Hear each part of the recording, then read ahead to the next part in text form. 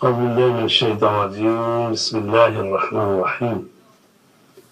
الحمد لله رب العالمين بارئ الخلائق أجمعين، والصلاة والسلام على أشرف الأنبياء والمرسلين سيدنا ونبينا ومولانا أبي القاسم محمد، والصلاة والسلام على أهل بيته الطيبين الطاهرين المعصومين.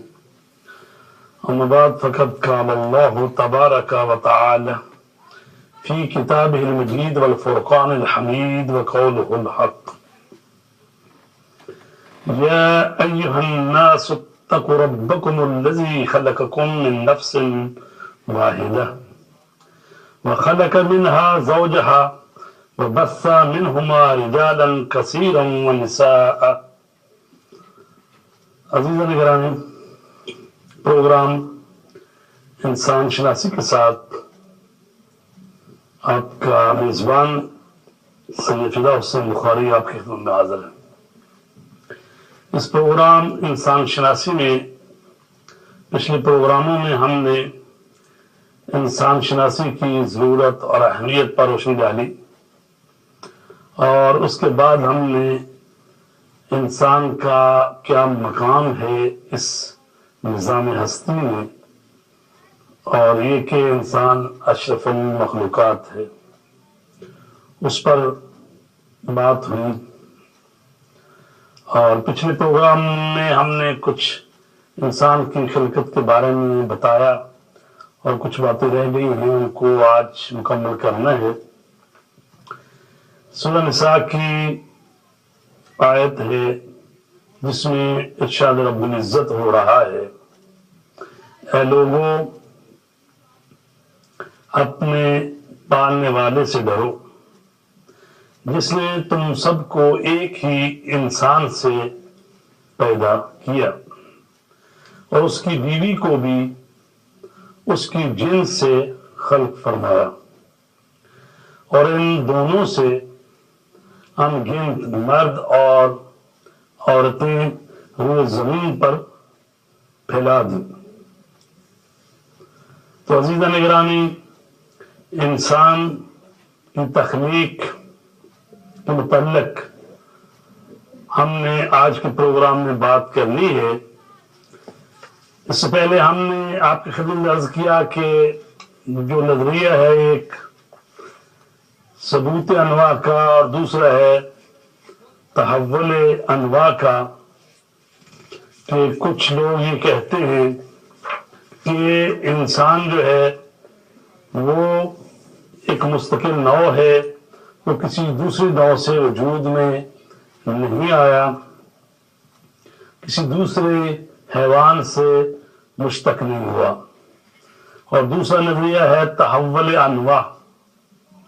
اس نظریے کے مطابق یہ ہے کہ ہر گیا، ہر پودا یا ہر جانور جو ہے وہ دوسرے پودے یا دوسرے جانور سے وجود میں آیا ہے۔ اس نظریے کے مطابق زیادہ سے زیادہ 4 یا 5 پہلے جانور ہیں جن سے دوسرے جانور جو ہیں وہ وجود میں آئے ہیں۔ اسی طرح یہ نباتات جو ہیں وہ بھی چند نباتات ہیں جن سے دوسرے نباتات جو ہیں وجود میں آئے ہیں۔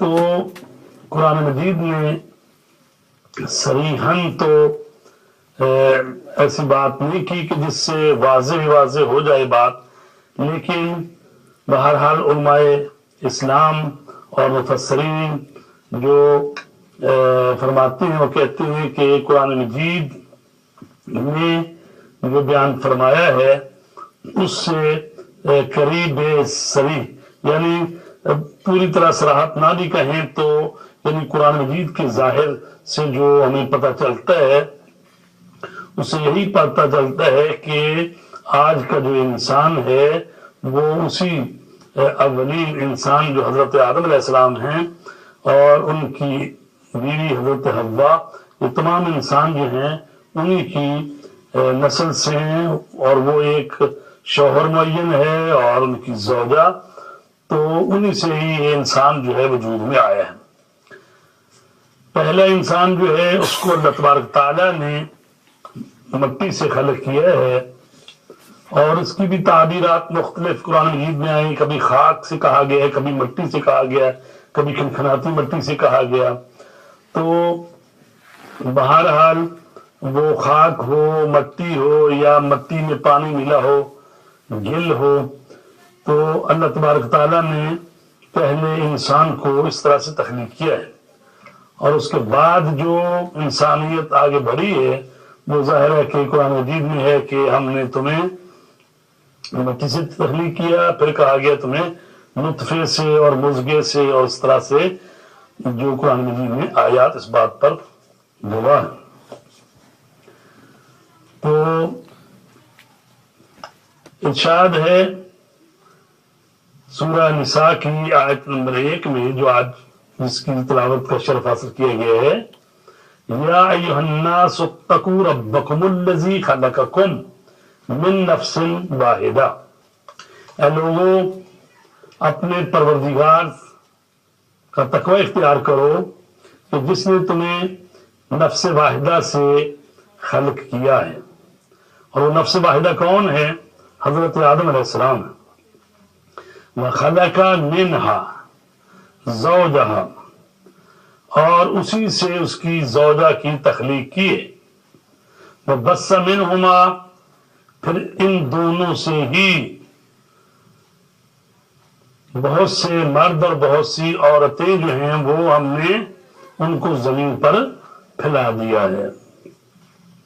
اور سورہ اعراف میں ارشاد فرمایا ہے هُوَ الَّذِي خَلَقَكُم مِّن نَّفْسٍ وَاحِدَةٍ وَجَعَلَ مِنْهَا زَوْجَهَا لِيَسْكُنَ إِلَيْهَا. وہ وہی ہے کہ جس نے تمہیں نفس واحدہ سے خلق کیا، پھر اس میں سے ہی اس کی زوجہ کو قرار دیا، لِيَسْكُنَ إِلَيْهَا، تاکہ وہ سکون حاصل کرے. سورہ زمر میں ارشاد فرمایا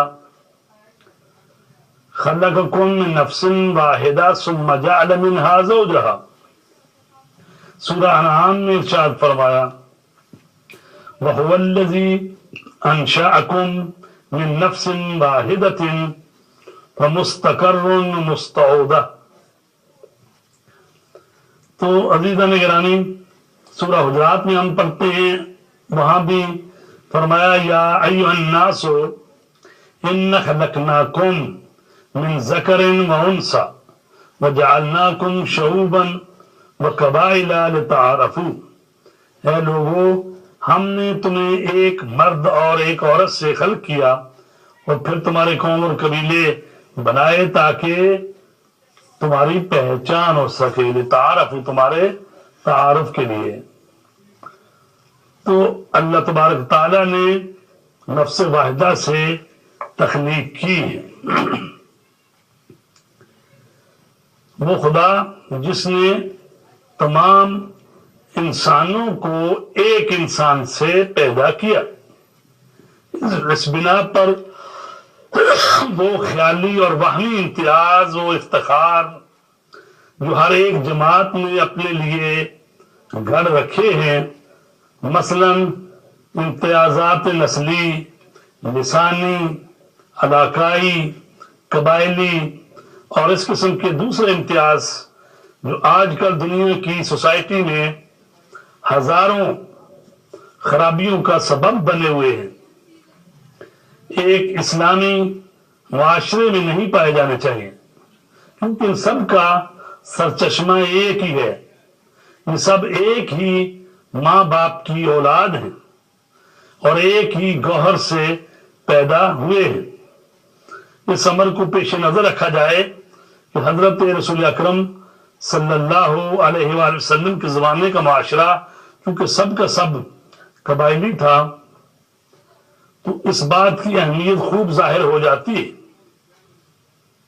کہ قرآن مجید نے اس جیسی تعبیریں بیان فرمائی. اب دیکھنا یہ ہے کہ نفس واحدہ اس سے کیا مراد ہے؟ اس سے مراد ایک فرد شخص ہے یا ایک فرد نوعی، یعنی مذکر کی جنس. اس میں شک نہیں، اس تعبیر کا ظاہری مفہوم تو واحد فرد کے بارے میں ہے، اور یہ اس سے پہلے انسان کی طرف اشارہ ہے، جسے قرآن آدم علیہ السلام کے نام سے آج کے انسانوں کے باپ کے طور پر متعارف کرا رہا ہے۔ بنی آدم کی تعبیر بھی قرآن مجید میں جگہ جگہ پر بیان کی گئی ہے، اور یہ احتمال کہ اس سے مراد وحدت نوعی ہے یہ بعید معلوم ہوتا ہے۔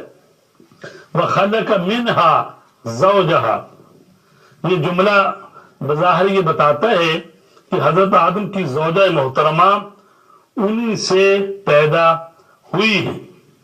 بعض مفسرین جو ہیں اس سے یہ سمجھے ہیں کہ حضرت آدم کی بیوی حضرت حوا حضرت آدم کے بدن سے پیدا ہوئی ہے۔ کچھ معتبر روایتیں یہ بھی کہتی ہیں کہ حضرت حوا آدم علیہ السلام کی پسلیوں سے پیدا ہوئی ہے، اور اس پر اس آیت کو گواہ ٹھہراتے ہیں یہ جو آیت کہہ رہی ہے وَخَلَقَ مِنْهَا زَوْجَهَا، اور ہم نے اس کی زوجہ کو اسی میں سے پیدا کیا۔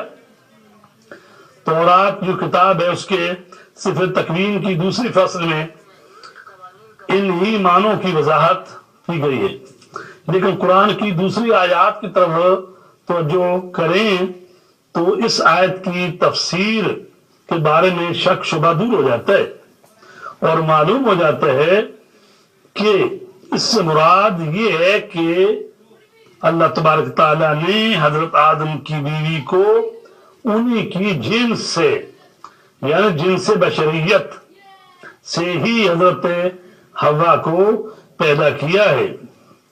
اور اس بات پر گواہ کیا ہے، ہمارے پاس دلیل کیا ہے، وہ سورہ روم کی آیت نمبر 21 جس میں ارشاد رب العزت ہو رہا ہے وَمِنْ آيَاتِهِ أَنْ خَلَقَ لَكُمْ مِنْ أَنفُسِكُمْ أَزْوَاجًا لِتَسْكُنُوا إِلَيْهَا، قدرت خدا کی نشانیوں میں سے یہ بھی ہے کہ اس نے تمہاری ازواج کو تمہارے ہی نفوس سے خلق کیا ہے۔ تمہارے تو اس سے کیا مراد ہے، یہاں پر بھی آیا ہے من انفسکم، تو اس سے مراد کیا ہے کہ وہ جو بیویاں خلق ہوتی ہوئی ہیں تو اس کا مراد یہ ہے کہ تمہاری بیویاں بھی تمہاری ہی جنس سے ہیں، یعنی وہ بھی جنس بشریت سے ہی ہیں تاکہ تم ان سے سکون حاصل کرو۔ سورہ نحل کی آیت نمبر 72 میں فرمایا وَاللَّهُ جَعَلَ لَكُم مِّنْ أَنفُسِكُمْ أَزْوَاجًا، خدا نے تمہاری بیویاں تمہاری جنس سے بنائی ہیں۔ واضح ہو کہ ان دونوں آیتوں میں تمہاری بیویوں کو تم میں سے قرار دیا ہے، اس کے کیا معنی ہے کہ انہیں تمہاری جنس سے قرار دیا، نہ کہ تمہارے اعضائے بدن سے۔ اور اس روایت کے مطابق جو تفسیر عیاشی میں حضرت امام محمد باقر علیہ السلام سے منقول ہے، حضرت حوا کو حضرت آدم کی پسلیوں میں سے خلقت کو غلط قرار دیا ہے، اور یہ وضاحت کی گئی اس میں کہ حضرت حوا جو ہیں وہ حضرت آدم کی بچی ہوئی مٹی سے پیدا کی گئی ہیں۔ تو عزیزہ نگرامی، یہ جو کہا جاتا ہے کہ حضرت آدم کی پسلیوں سے یعنی بائیں پسلی سے حضرت حوا کو خلق کیا گیا ہے، تو روایات میں اس کو منع کیا گیا ہے کہ ایسا نہیں ہے۔ اللہ تبارک تعالیٰ اس پر یعنی قدرت رکھتا ہے کہ وہ ان کو علیحدہ سے پیدا کرے، لیکن چونکہ دونوں کی جنسیت ایک ہے، وہی انسانیت کہیں وہی بشریت کہیں، تو دونوں جو ہیں وہ اسی جنس سے ہیں، اسی انسانیت سے ہیں۔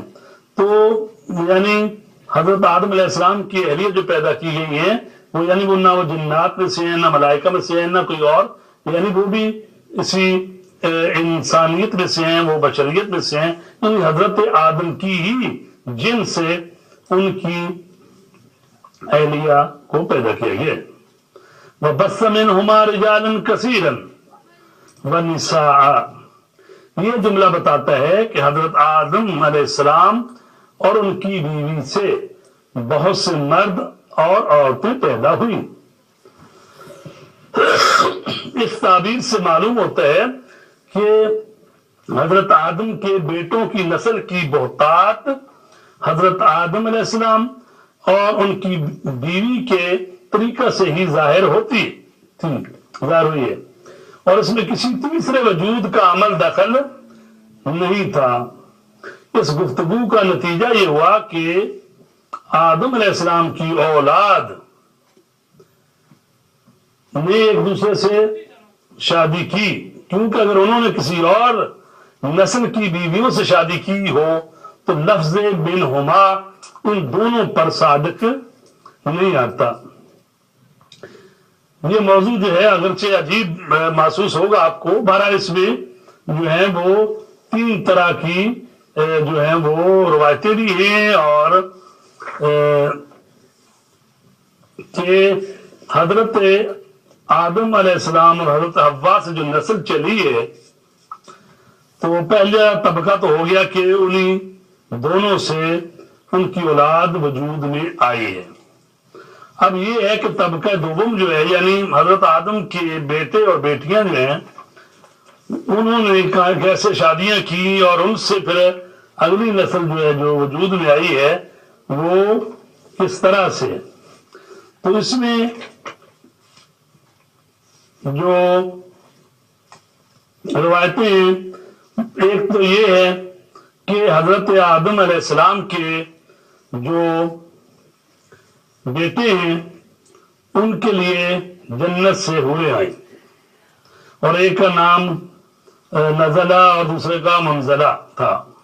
یا یہ کہا گیا کہ ایک کی شادی جو ہے وہ ایک جو ہے وہ جن مادہ جن ان سے ہوئی، اور اس طرح سے پھر وہ آگے نسل بڑھی. اور دوسرا جو ہے وہ یہ کہا گیا ہے کہ ایسا ہوا کہ حضرت آدم کے جو اولاد ہے، مثلا حضرت حوا جو ہیں وہ جب حاملہ ہوئی پہلی دفعہ مثلا، تو حضرت جو حابیل ہیں ان کے ساتھ یعنی ان کی بہن جو ہے وہ بھی پیدا ہوئی، ایک جوڑا ایسا پیدا ہوا. دوبارہ حاملہ ہوئی تو پھر قابیل اور اس کے ساتھ اس کی بہن اس کا جوڑا پیدا ہوا. اور بعد میں ہوا اس طرح کہ حابیل کی شادی جو ہے وہ جو قابیل کے ساتھ پیدا ہوئی تھی اس کے ساتھ ہو گئی، اور اسی طرح قابیل کی حابیل کی بہن کے ساتھ، حابیل کی قابیل کی بہن کے ساتھ. تو اس طرح سے بس ایک ہی دفعہ اللہ تبارک تعالیٰ نے اس کو جائز قرار دیا، اور اس کے بعد پھر اس کو حرام قرار دے دیا، اور اس کے بعد جو ہے نسل اس طرح سے آگے چلی. یہ دوسرا نظریہ ہے. اچھا، تو لیکن یہ جو قرآن مجید کا ظاہر ہے وہ کن روایات کا ساتھ دیتا ہے؟ کیونکہ قرآن مجید کا جو ظاہر ہے اس میں ہے وَبَثَّ مِنْهُمَا رِجَالًا كَثِيرًا وَنِسَاءً، اور ان دونوں سے ہی منہما کہا ہے، یعنی آدم اور حوا سے ہی ہم نے بہت سارے مرد اور عورتیں دنیا میں پھیلائے ہیں. تو اس کا مطلب یہ ہوا کہ کوئی تیسرا وجود اس میں درمیان میں نہیں آیا، چونکہ کہا گیا تم سارے جو ہو آدم کی اولاد سے ہو. تو اگر انسان جو ہیں حضرت آدم اور حوا کے علاوہ بھی درمیان میں کوئی اور آتی نو یا کوئی اور جنس آتی تو پھر یہ ہوتا کہ منہما و من غیر منہما، یعنی ان سے اور ان دونوں کے علاوہ بھی اس میں. لیکن چونکہ کہا گیا ہے منہما تو اس لیے کہا گیا ہے کہ رجالن کثیرن نساء جو آیا ہے بس منہما آیا ہے، یہ نہیں آیا بس منہما ومن غیر ہما نہیں کہا گیا، ان دونوں سے اور ان دونوں کی غیر سے نہیں کہا گیا، بلکہ کہا گیا منہما.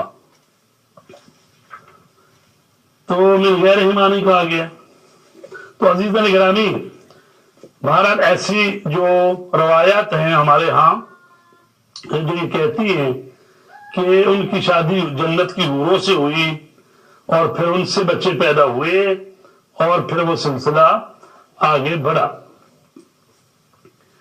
تو یہاں پر بھی کچھ روایات ایسی ہیں جو یہ بتاتی ہیں کہ نہیں، یعنی اللہ تبارک تعالیٰ نے وہ پہلے طبقے میں یعنی حضرت آدم کی اولاد میں اس میں یہ جائز قرار دیا، چونکہ اللہ کی مصلحت یہی تھی کہ وہ یعنی جو بھی اولاد ہو آدم اور حوا سے ہی ہو، باہر سے یعنی کوئی دوسری مخلوق درمیان میں نہ پڑے. اچھا، جو لوگ کہتے ہیں کہ جناب جنت کی حوریں آئی ہیں، اس کے لیے علامہ طباطبائی نے اپنی تفسیر المیزان میں لکھا ہے، فرماتے ہیں کہ یہ بات جو ہے یہ بھی وہ عقل کے خلاف ہی ہے، اس لیے کہ حوریں جو ہیں وہ بچے پیدا نہیں کرتی. یعنی حور جو ہے وہ مادی جسم جو ہے یعنی مادی انسان جو ہے اس کو پیدا نہیں کرتی. تو جو ظاہر قرآن ہے اس میں جو فرمایا گیا بث منہما، ان دونوں ہی سے نسل آدم بڑی ہے. تو یہ وہ روایتوں کا دستہ جو یہ کہتا ہے کہ وہ حضرت آدم کے پہلے طبقے میں بہن بھائی کی شادی کو جائز قرار دیا گیا ہے، اس کے بعد اللہ تبارک تعالیٰ نے اس کو حرام قرار دے دیا ہے. تو یہ جو ظاہر ہے وہ ان روایتوں کے ساتھ زیادہ سازگاری رکھتا ہے. اور تفسیر نمونہ والے جو ہیں ہمارے وہ بھی یہی فرما رہے ہیں، کہتے ہیں کہ یہ موضوع بہت سی حدیثوں میں بھی آیا ہے اور کوئی زیادہ تعجب خیز بھی نہیں ہے. کون سا موضوع؟ یہی کہ بھی اس گفتگو کا نتیجہ یہ ہوا کہ آدم کی اولاد بھائی بہنیں ایک دوسرے سے شادی کی، کیونکہ اگر انہوں نے کسی اور نسل کی بیویوں سے شادی کی ہو تو لفظ منہما ان دونوں پر صادق نہیں آتا، کیونکہ اس استدلال کے مطابق جو بعض حدیثوں میں ائمہ اہل بیت علیہ السلام سے مروی ہے، یہ شادی بیاہ اس وقت مباح تھا، کیونکہ زمانے میں بھائی بہن کی شادی کی حرمت کا حکم نازل نہیں ہوا تھا. واضح ہے کہ کسی کام کی ممانعت کا دار و مدار اسی بات پر ہے کہ خدا کی طرف سے اس کی حرمت کا حکم آئے.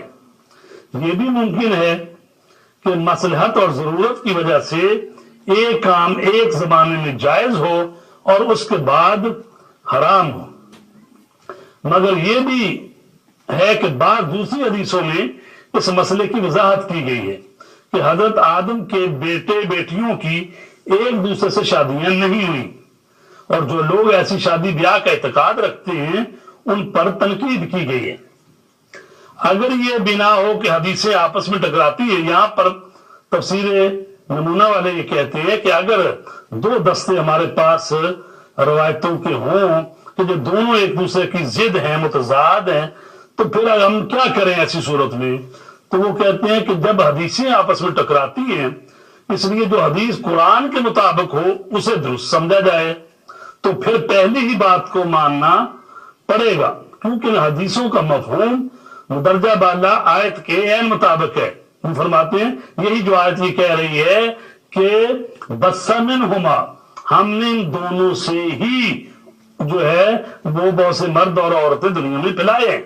تو جب ان دونوں سے ہی کہا گیا ہے تو اس کا مطلب ہے کوئی تیسرا وجود درمیان میں نہیں آیا. تو کہتے ہیں وہ جو احادیث ہیں ہمارے پاس جو کہ ظاہر قرآن کے ساتھ سازگاری رکھتی ہیں، تو پھر ہمیں ان کو لینا پڑے گا اگر دونوں حدیثوں کو دستے جو ہیں آپس میں ٹکراتے ہیں. اچھا، ایک اور احتمال ہے، وہ یہ ہے کہ احتمال اور یہ ہے کہ یہ سوچا جائے کہ حضرت آدم کے بیٹوں نے اپنے سے پہلے بچے کھچے انسانوں میں شادیاں کی تھیں. البتہ یہ پھر اس نظریے کے مطابق بات ہو جائے گی کہ جو کہا گیا روایتوں میں کہ بھی ہزار ہزار آدم تھے، اور ہم جس آدم کی اولاد ہیں وہ آدم یعنی آخری والے آدم ہیں، جس کی ہم یہ جو موجودہ انسان ہیں ان کی اولاد میں سے. اور پھر یہ کہا گیا کہ اس پر وہ جو آثار قدیمہ والے کھدائی کرتے ہیں اور وہ کہتے ہیں جی یہ اتنے لاکھ سال پرانے انسان کا ڈھانچہ ملا یا اتنا، چونکہ جو تورات میں ہے یا جو تاریخی کتابوں میں وہ تو یہ ہے کہ بھئی حضرت آدم علیہ السلام سے لے کر اب تک کا جو عرصہ بنتا ہے وہ تقریباً 7000 سال کا بنتا ہے. اور یہ حضرت آدم علیہ السلام جو ہیں اور ان سے یہ آگے جو حضرت نوح علیہ السلام، حضرت ابراہیم اور آخر تک ہمارے نبی اکرم صلی اللہ علیہ وسلم، اور یہ جو انسان ہیں تو یہ جو انسانیت ہے یہ تو تقریباً حضرت آدم سے جو آخر والے ہیں تو 7000 سال بنتے ہیں. یہ اس صورت میں ہوگا کہ بچے کھچے پہلے والے انسانوں میں سے کوئی یعنی خاتون ہو جس سے حضرت آدم کے بچوں نے شادی کی. بہرحال یہ ایک احتمال ہے، کیونکہ بعض روایات کے لحاظ سے حضرت آدم روئے زمین کے پہلے انسان نہیں تھے. آج کا عملی مطالعہ بھی یہ بتاتا ہے کہ نوع انسانی تقریباً چند ملین سال پہلے کرۂ زمین پر زندگی بسر کرتی تھی، جبکہ حضرت آدم کی تاریخ پیدائش سے لے کر اب تک کوئی زیادہ عرصہ نہیں گزرا. یہ ہمارے ساتھ کال ہے. السلام علیکم. وعلیکم السلام.